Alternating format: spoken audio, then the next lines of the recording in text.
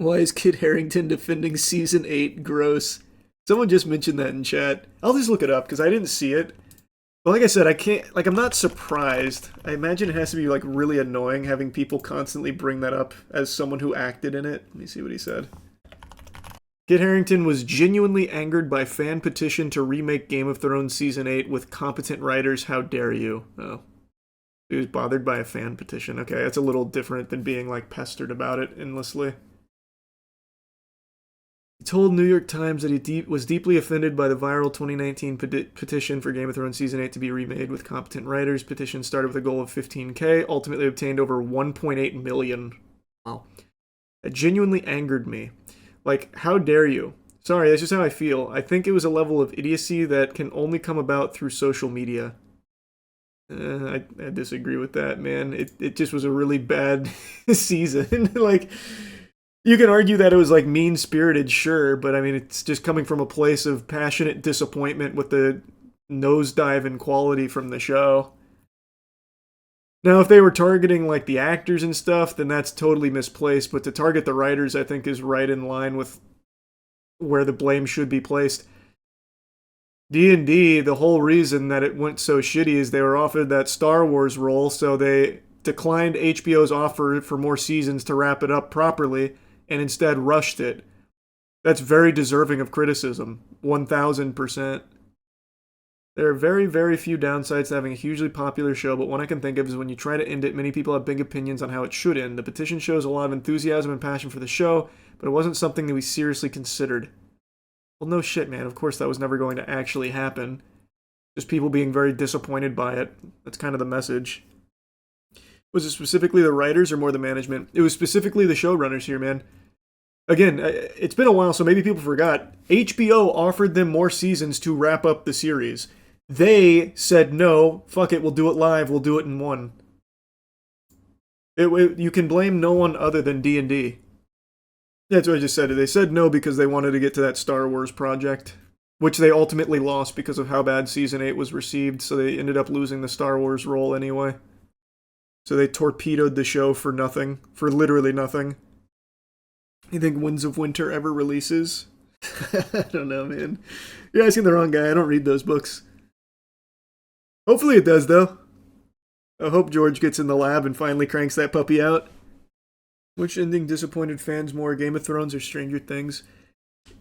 I don't care how you try and make this argument. There is no legitimately good...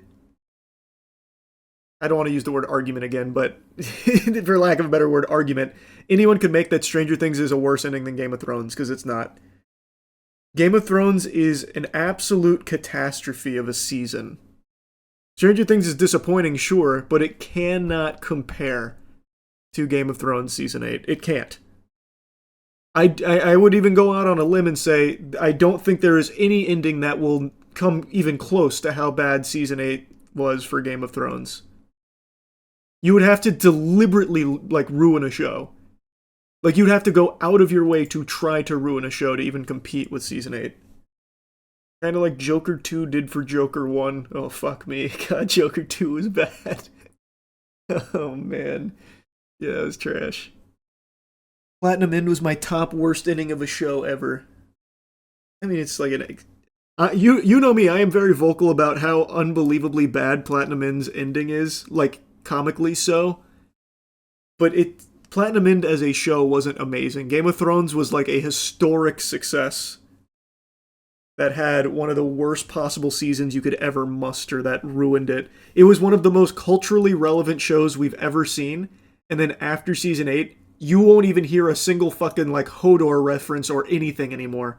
No one makes a peep about Game of Thrones unless it's about Season 8 being bad. There is nothing that competes with that. You see, LEGO announced a $650 Pokemon set with Charizard, Venusaur, and Blastoise. Some Pokemon Legos. LEGO Group reveals first ever LEGO Pokemon. First ever? There's never been LEGO Pokemon? That's surprising. Ridiculous prices. Brother, it's LEGO. They're worth more than gold. Yeah, I know. I'm surprised it's not over $1,000. $650 not the real price since these are going to get scalped and sold for thousands on the secondary market. So true. Did you hear about the Lego Smart Brick? If this is a fucking AI-powered Lego brick, I swear to God. Lego Smart Bricks are the smallest big deal right now. Here's where to buy them. Lego just revolutionized its builds with smart bricks, tags, and minifigures that emit sound and light as you play. Here's everything you need to know about the buzzy new toy tech. So they emit light and sound effects. Hey, better than AI. We take those. In practice, that means you can hear the screech of a TIE fighter when you move it through the air, or the crackling of lightsabers when they clash. Clever innovation from the iconic Danish toy maker, upgrading the imagination-forward, screen-free experience kids and parents expect. Cool. Is there something that's bad about these? Because right now this seems cool. As a kid, I would have loved this. So we can't share cool shit now. No, I mean, you definitely can. This just came in lieu of us shitting on the pricing for Legos, so I assumed it was going to be bad. But no, this is cool. I think that's a very nice innovation. And here, maybe this is a hot take. Maybe controversial take. Despite the absurd pricing of Legos, I am still very happy that they exist and are still popular. Anything that keeps kids off of, like, the online space for any length of time, I think is a net positive to society. Anything that has them actually doing something tangible with their hands as opposed to just being glued to an iPad, I think is great. So even though they're extremely expensive, I can't even be that mad at them. I'm just happy they're around. It's adults buying them. What are you talking about? Okay, let's not get carried away. I know it's very big for adults buying Legos and shit and doing cool stuff with them, but they are still primarily enjoyed by children, right? Am I out of touch? Let me see if they have like a sales breakdown for their demographic. Nothing official. It's a lot of speculation. Oh, here we go. Well, here's something from Porter's 5 Forces.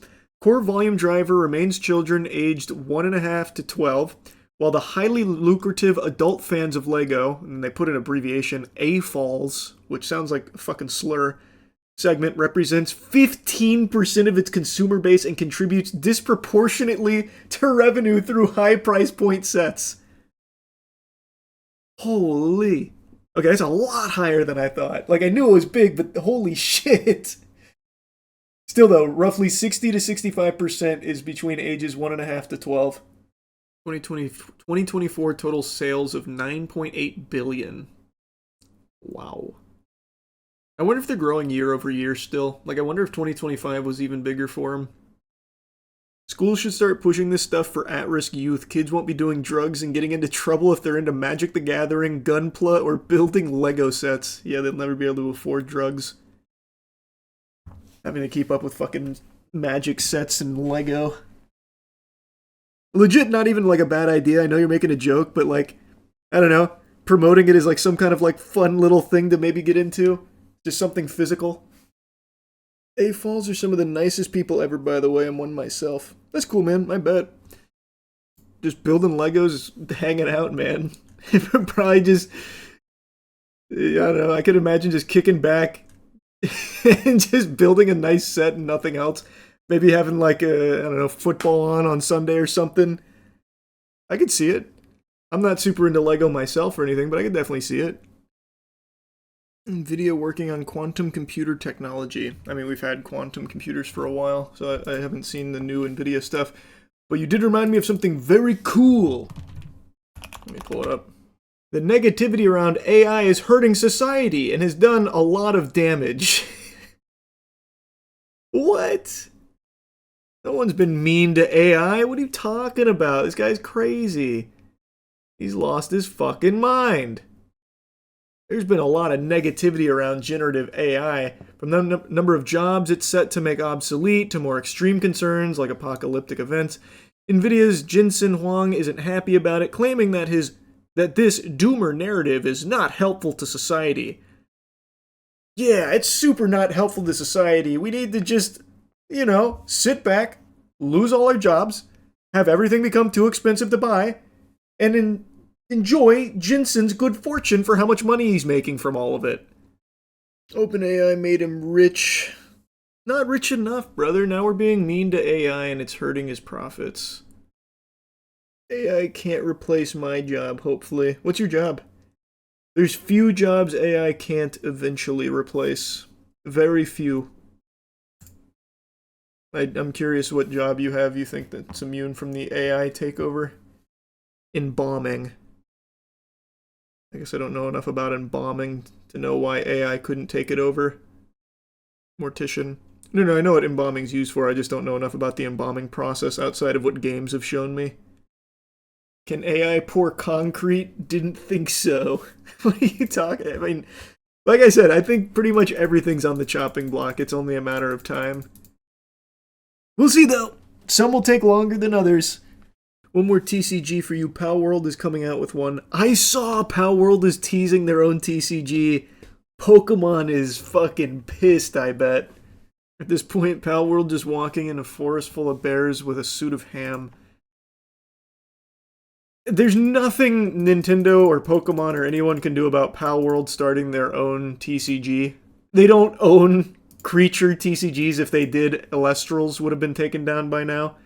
It's just extremely humorous that Palworld, in the midst of all the Nintendo shit, is now announcing a TCG.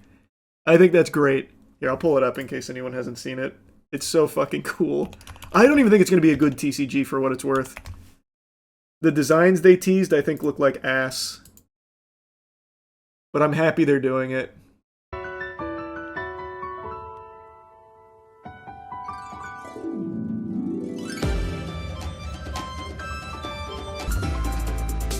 Hopefully it's good.